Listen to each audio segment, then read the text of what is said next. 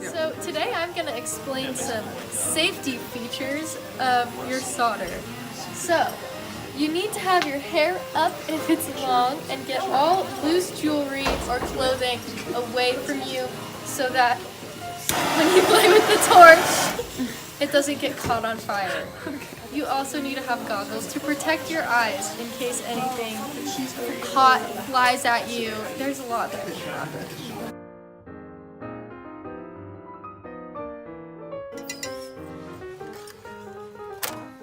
Solder.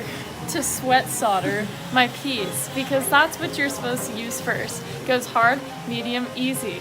So now Madison is applying the flux.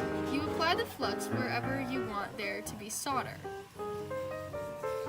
This flux is a little dry. If you notice your flux getting dry, you can simply add water to it. Now Madison is placing the hard solder onto where she's going to put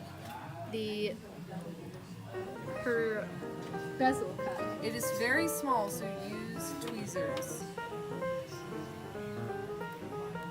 It looks like Madison's ready to solder. You press the red button, and then to lock it, you press down this to lock it. So this is the blue part of the flame. That's the hottest part. And out here is the cone, which is not as hot.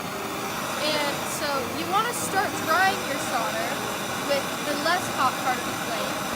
And then when you want to melt your solder, you get into this really hot part. When it's something on top of something else, you want to go from underneath to bring the heat down.